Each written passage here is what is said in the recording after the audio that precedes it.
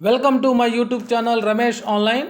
ఉద్యోగులు ఇలా ప్లాన్ చేసుకుంటే రిటైర్మెంట్ తర్వాత 3.5 కోట్ల రూపాయలు మీవే. ఆ వివరాలు ఏంటో ఒకసారి ఈ వీడియోలో చూసేద్దాం. ఇక విషయానికి వచ్చినట్లయితే ఇలా చేస్తే రిటైర్మెంట్ తర్వాత 3.5 కోట్ల రూపాయలు మీవే. ప్రతి నెల కొద్దిగా డబ్బు దాచుకోవడం ద్వారా ఉద్యోగులు తమ రిటైర్మెంట్ తర్వాత పెద్ద మొత్తంలో ఒకేసారి డబ్బు పొందుతారు. అయితే ఆ అమౌంట్లో కోట్ల రూపాయలు ఉండాలంటే మీరు ఈ పొదుపు సూత్రాలు పాటించాలి. అవేంటో ఇప్పుడు ఒకసారి చూద్దాం.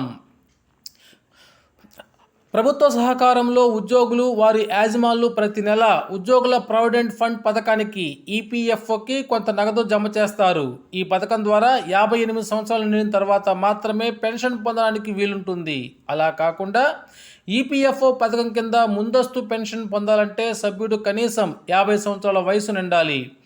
ఈపీఎఫ్ ప్రయోజనాలను పొందాలంటే ఒక సంస్థలో కనీసం 10 సంవత్సరాల సర్వీసు ఉండాలి.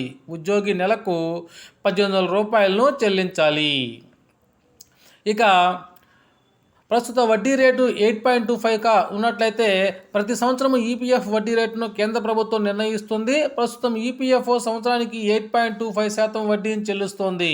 ఈపీఎఫ్ ఆర్థికంగా భవిష్యత్తును సురక్షితంగా ఉంచుతుందనడంలో ఎలాంటి సందేహం లేదు. సాధారణంగా ఒక వ్యక్తి 58 సంవత్సరాలు వయసు వచ్చిన తర్వాత పెన్షన్కు అర్హులవుతారు. అయితే ఈపీఎఫ్ఓ సభ్యులు తమ పెన్షన్ను 2 ఏళ్ల పాటు కనుక వాయిదా వేసుకున్నట్లయితే వారు ప్రతి సంవత్సరము 4% అదనంగా పెన్షన్ పొందేందుకు అవకాశం ఉంటుంది.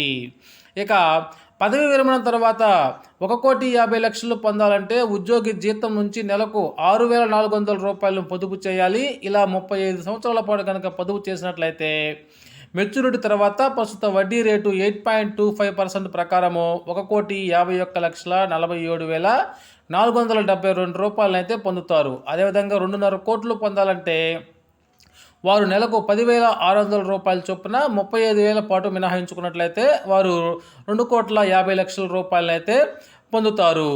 అదేవిధంగా ఉద్యోగులు 3.5 కోట్లు పొందాలంటే వారు నెలకు 12,500 రూపాయలను జీతం నుంచి పక్కన పెట్టాల్సి వస్తుంది. ఇలా 35 ఏళ్ల పాటు కనుక చేసినట్లయితే వారికి 3,50,05,925 రూపాయలు అయితే మీ సొంతం అవుతాయి.